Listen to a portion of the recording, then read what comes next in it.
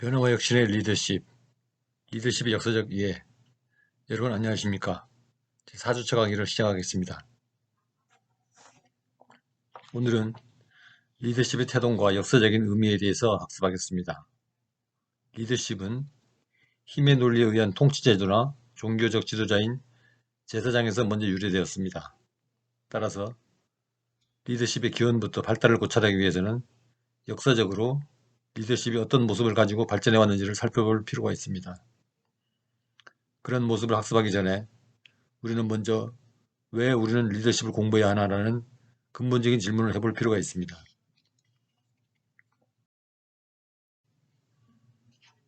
오늘 학습할 목표는 다음과 같습니다. 먼저 에피소드를 하나 보고 리더십의 공식적인 태동에서 역사 속의 리더십의 다양한 모습을 보겠습니다. 그 사례로 왕도정치, 귀족정치, 독재정치, 군주론, 무정부주의 및 황제교황주의 등입니다. 여담으로 잠시 행복이라는 주제를 언급하겠습니다. 기말과제인 자기계술서를 받아보면 대부분의 학생들은 공부 목적이나 삶의 목적을 행복 축에 두고 있습니다. 학교를 마치고 취직을 하며 사랑하는 짝을 만나 가정을 만들고 자녀를 키우며 웃음꽃이 피는 저녁상을 받는 따뜻한 가정, 대부분의 사람들의 로망이죠. 그러나 그런 소박한 소망은 쉽게 잡을 수 있을까요? 우리가 보는 외형상의 타인들의 행복한 삶은 사실은 그대로가 아닙니다. 우리가 우리 자신들이 많은 부족함과 어려움을 갖고 있다는 것을 자각하듯이 누구에게나 어려운 문제와 곤란이 있습니다. 작은 일이지만 행복은 성공에서 온다고 합니다. 그 목표가 작든지 크든지 간에 리더십의 대부분의 주제나 내용을 보면 글로벌한 경쟁사회에서 승리하기 위하여 효율과 혁신과 변화와 능력을 구축하는 데 초점이 맞춰져 있습니다. 그런데 아이러니하게도 나나 우리 팀이 경쟁에서 승리하면 반드시 다른 사람이나 타 조직은 실패를 하고 불행을 겪게 됩니다. 그리고 승리한 사람이나 조직은 반드시 다음번 기회에 도전을 받고 계속 노력을 하지 않으면 언젠가는 다른 사람에게 따라잡히게 됩니다. 그러므로 경쟁에서 승리는 반드시 행복을 가져다 준다고 할 수가 없죠. 진정한 행복은 무엇일까요? 그 답은 성공이라는 글자에 있습니다. 성공의 성은 한자로 이룰 성자입니다. 공자는 베풀 공자이죠.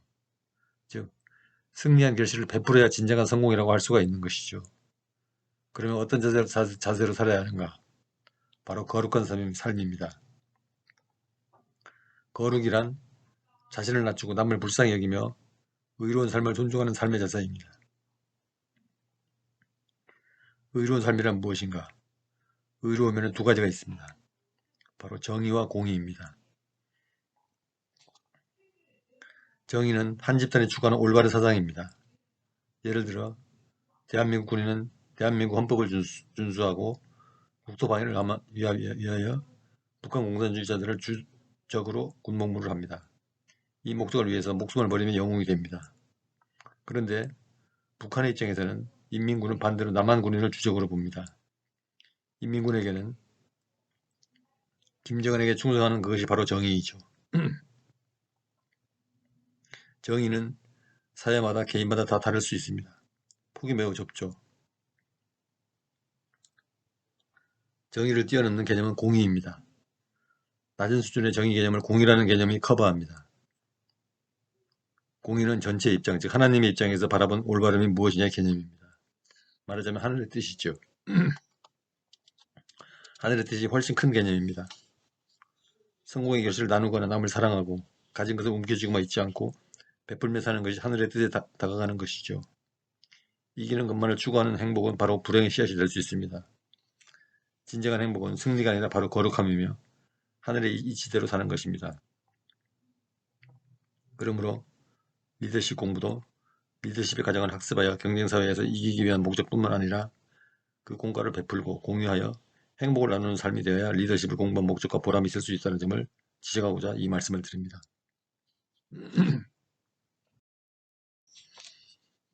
오늘의 학습 목표는 리더십의 태동과 역사적 모습을 이해하는 것입니다. 학습 내용은 크게 두 가지가 되겠습니다.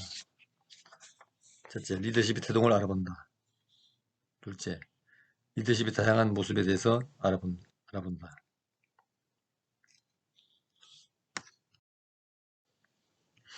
오늘은 강의 본론 시작 전에 하나의 에피소드를 검토해 보겠습니다. 나폴레옹이 알프스 산맥을 넘어 유럽 정복에 나섰을 때의 일입니다. 프랑스 군대의 일부가 밤새 내린 폭설로 알프스 산속에 고립되는 일이 발생하였습니다. 험준한 알프스 산맥을 넘느라 충분한 식량조차 준비하지 못한 프랑스 병사들은 곧 눈으로 뒤덮인 깊은 산중에서 배고픔과 추위에 떨 수밖에 없게 되었습니다. 그러나 이러한 악조건 속에서도 일부 병사들은 희망을 버리지 않고 앞장서서 산 아래로 내려가는 길을 찾아 나섰습니다. 하지만 열심히 계곡을 찾아 내려가도 어떻게 된 영문인지 계곡 끝에 다다르면 또 다른 산등성이가 길을 막아서고 있었습니다. 점차 병사들은 동요하기 시작했고 이리저리 헤매는 동안 심신은 지칠 대로 지쳐갔습니다.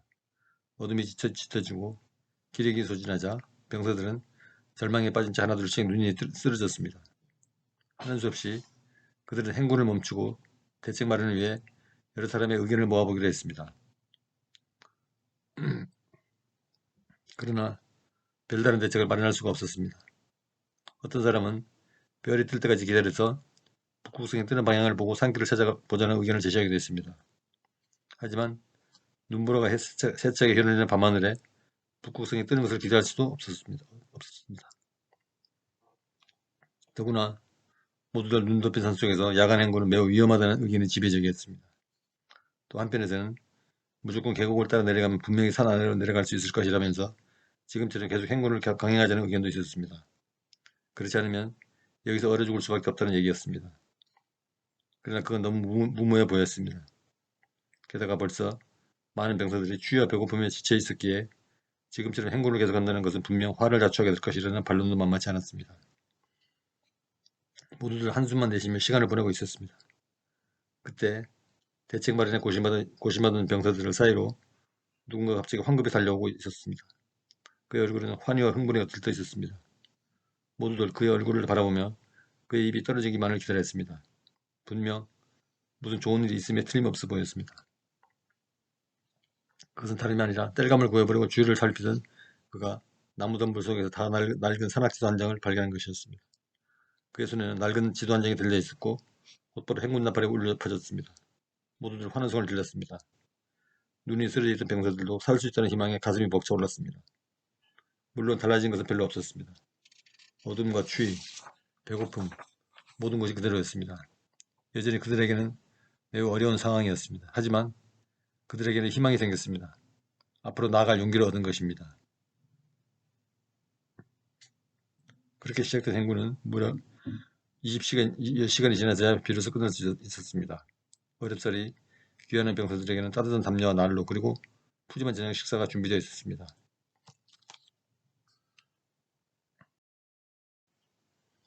이 에피소드가 주는 의미는 무엇일까요? 전쟁에서 군대 전체가 기상학과와 질병, 피로에 지쳐 눈보라 속에서 길을 잃고 절망에 가득 차 있는 순간에 살아날 수 있는 희망을 발견한 것입니다. 즉, 살아나갈 수 있는 희망의 길을 찾았고 거기서 리더는 강력한 목소리로 이쪽으로 하루나 이틀만 진군하면 모두가 편히 안전하게 안식할 수 있다고 소리칠 수 있다는 점입니다. 리더가 지시하는 방향, 그것은 바로 비전입니다. 그쪽으로 가면 조만간 음식과 물, 따뜻한 휴식을 가질 수 있다는 전망입니다. 오늘날도 마찬가지죠. 경제위기, 대규모 전염병 속에 국민이 절망에 빠졌을 때 희망을 주고 비전을 주는 것이 리더의 역할입니다. 전 세계가 대규모 전염병에 혼란스러울 때 한국은 신속하게 진단키트를 만들고 감염원을 추적해가면서 대규모 진단을 실시했습니다. 코로나19 확진자는 늘어났지만 증상별로 필요한 치료와 가려를 해서 사망자는 전 세계에서 가장 낮은 수치로 낮췄습니다. 전 세계는 한국의 임상 사례에 천사를 보내고 진단키트를 요청하며 드라이브 스루라는 신속 대처법을 벤치마킹해 갔습니다. 다른 나라에 비해서 한국은 신속 대응을 통해서 무려 5배에서 10배에 이르는 사망률도 희생을 낮출 수 있었습니다. 이것은 전 세계의 정확한 통계로 비전을 제시한 것이며 한국은 전 세계 리더가 되었습니다. 한국은 낮은 사망률과 드라이브 스루 전략이라는 기법으로 전 세계에 비전을 던졌던 것입니다.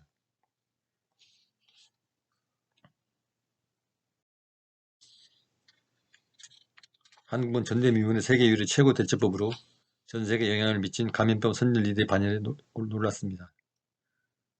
올랐습니다. 리더는 희망을 주는 비전을 찾아내고 이를 팀원에게 제시하여 방향을 알려주고 조직을 이끌어 나가는 역량을 가져야 합니다. 여기서 프랑스 군대가 찾은 지도는 곧 비전을 정리하는 리스트가 됩니다. 그리고 리더는 그쪽으로 방향을 지시해서 군대를 끌고 갔습니다. 그 비전을 따라 모두 일사불란하게 따라갔습니다. 그리고 안식을 찾았고 살 수 있었습니다. 마찬가지로 한국은 코로나19에서 마스크 착용의 중요성을 제시하고 접촉자 정보를 스마트폰 앱을 통해 추적하는 시스템을 제시했죠. 비전은 목표 달성을 위한 영속적인 지침입니다. 비전과 목표 차이를 살펴볼까요? 비전은 목적을 달성해가는 데서 끊임없이 지침을 제공하는 영속적인 것입니다. 목표는 일단 달성하고 나면 끝납니다. 그러나 비전은 미래의 행동을 위한 뚜렷한 방향을 제시하고 새로운 목표를 설정하도록 도와줍니다. 많은 사람들이 목표만 있고 비전이 없는 경우가 많습니다. 목표만 있는 경우 목표가 달성되고 나면 끝나버립니다. 그러나 여러분이 자기 기술서로 목표를 세울 때 비전에 가까운 목표를 가지는 게 좋습니다. 단순히 목표만 설정하면 이러한 목표를 성취하고 나면 허무감만 남습니다. 이러한 목표는 그것을 성취하고 나면 새로운 목표를 세우면 됩니다. 하지만 비전은 영원한 목표를 가지게 됩니다.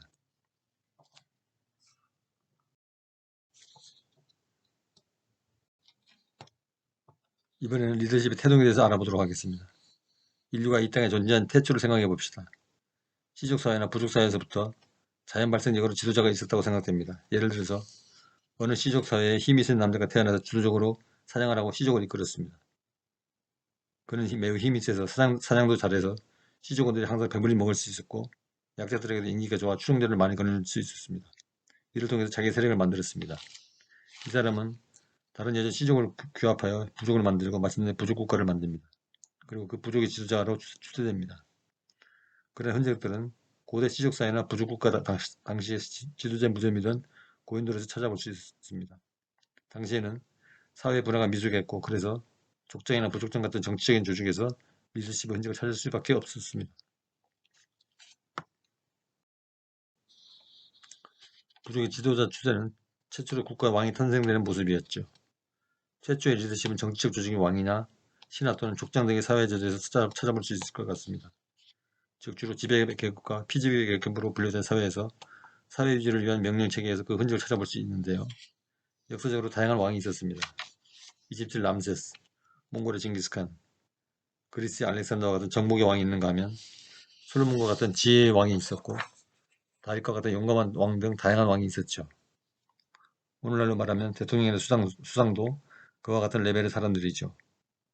아직도 영국과 같은 나라는 입헌 군주국으로 민주적 의회 제도 아래 황정제도를 유지하고 있습니다. 로마 총독이 다스리던 이스라엘 같은 나라에서 예수는 종교 지도자로 이스라엘 왕이라고 민중들을 불렀습니다. 영국과 같은 나라는 아직도 군주제를 운영하고 있죠. 영국의 사례를 보면 제가 영국에서 유학하는 2001년도에 여왕이 지방도시를 순방할 때 바로 면전에서 여왕을 아련한 적이 있는데 마치 친절한 할머니같이 국민과 매우 거리를 가까이 하고 있음을 알 수 있었습니다. 왕족의 생활은 영국 국민들이 일상적인 연습곡을 보듯이 환호하며 기쁜 관심을 보이고 있습니다. 형식적이지만 영국 총리도 여왕께 충성을 맹세하고 아련 행사를 합니다. 군주제를 운영하는 국가들을 보면 왕이 탄생할 때 전설이 수반됩니다. 대부분 그런 전설들은 왕의 탄생을 미화하고 하늘의 커다란 능력자를 지상에 내려보내는 형태로 신의 개입을 허용하거나 신이 특정한 개인에게 큰 능력을 부여하는 형식을 띱니다. 왕들도 다 같은 왕이 아니었습니다. 고구려 광개토대왕이나 알렉산더나 징기스칸은 땅의 정복을 전문으로 했던 정복왕이었고 예수는 기독교를 창시한 이스라엘의 왕이었으며 인도의 시타르타는 불교를 창시한 불교의 왕이었고 세종대왕은 한글 창제와 여러 과학기술을 발전시킨 학문의 왕이었습니다. 근대사회가 형성되고 경영학이나 정치학 또는 행정학의 리더십 개념이 나타나기 전에는 대체로 리더십은 통치자를 중심으로 보여지고 나면서부터 타고나는 것으로 여겨졌습니다. 다음은 공식적 리더십의 태동에 대해서 살펴보겠습니다. 헤럴드 쿤츠 같은 경영학자는 리더십의 태동을 성경에서 찾아냈습니다.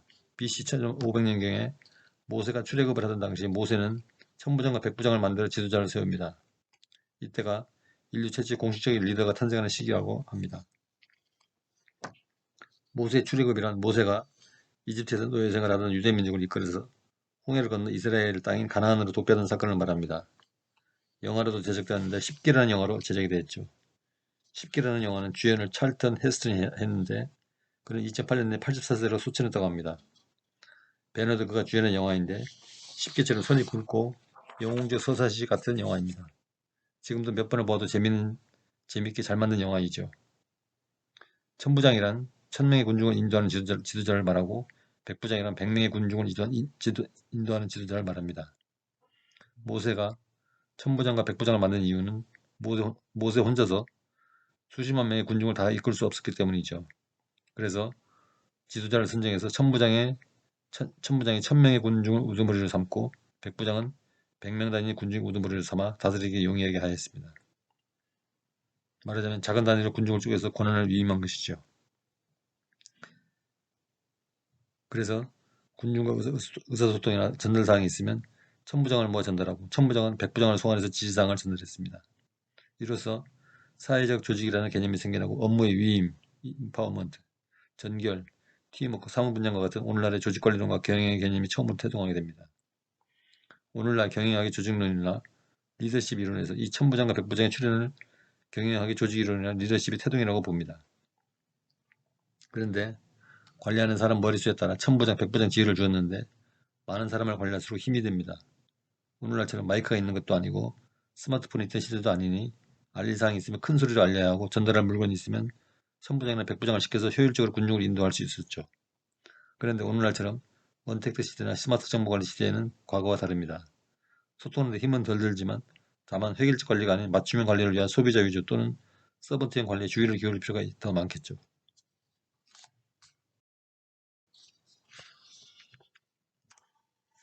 이번 시간에는 리더십 역사적 견해에 대해서 학습한다고 했는데 리더십을 역사적으로 검토해보는 것은 리더십이 대부분 국가 통치제도에서 기원되었고 국가의 발전과 더불어 발전한 통치제도를 살펴보면 오늘날에도 귀중한 교훈을 주는 측면이 많기 때문입니다. 예를 들어 이스라엘의 민중의 왕이라 일컫던 예수를 보면 장거리 여행에 지친 자기 제자들의 발을 손수 씻겨주었습니다. 이 모습은 오늘날의 종일 리더십, 즉 다른 말로 하면 서번트 리더십이라고 불립니다. 왕들이 절대 권력을 가지고 군림하는 시절에도 12제자의 발을 씻겨주는 종일 리더십이 나타나기도 하였습니다. 이런 점을 보면 고대 왕릉 제도는 대부분 독재 비슷했지만 오늘날에도 교훈으로 여겨지는 종일 리더십 존재했으므로 많은 기감을 주고 있습니다. 이 당시에는 동양에서 효도가 인류 생활에서 행동의 근간을 찾아낸 시대입니다. 여러분, 효는 백경의 근본이라고 배웠죠. 구체적으로 이건 무슨 말을 뜻하는 것일까요?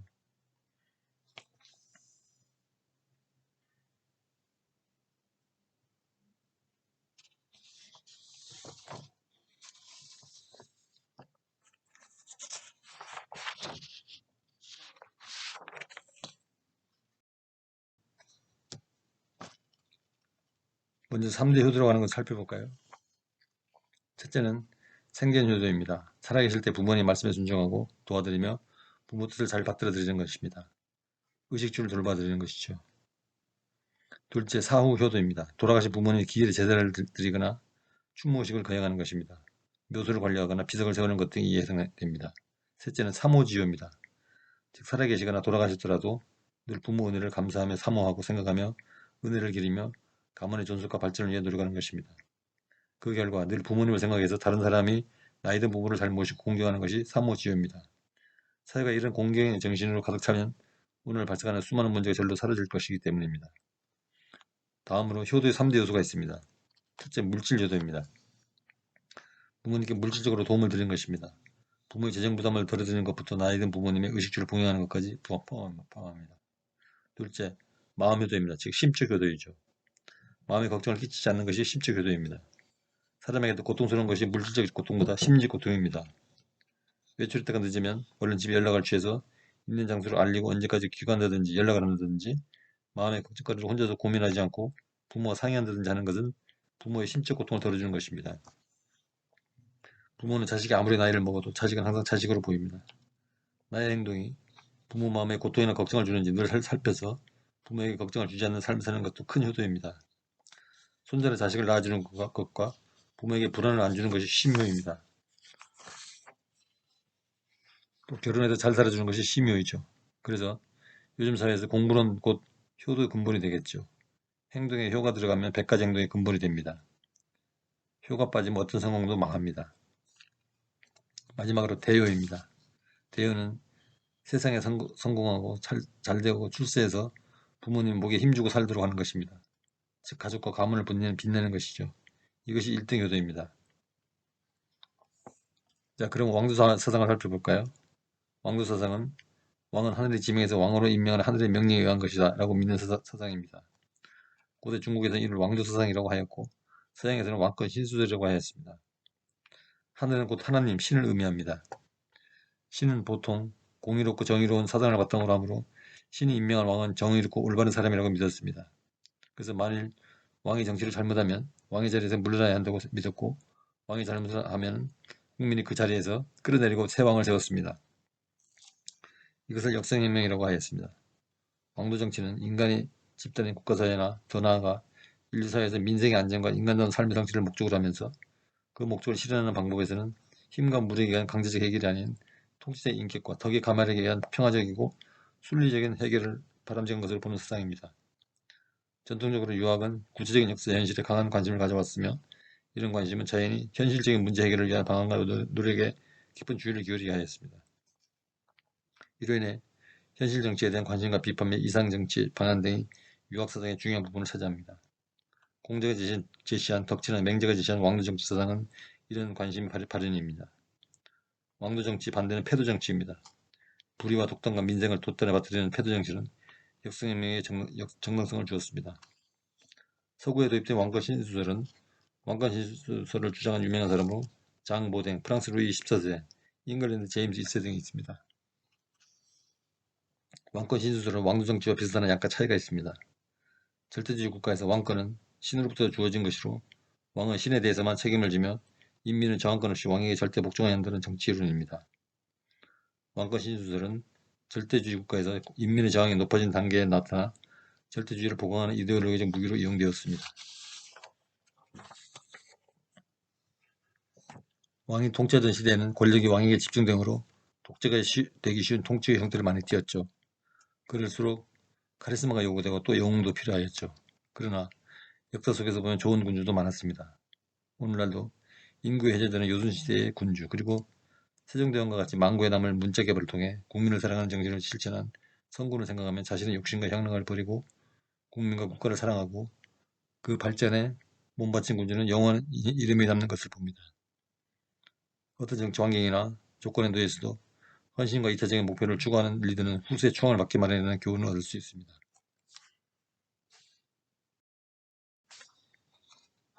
다음은 귀족정치입니다.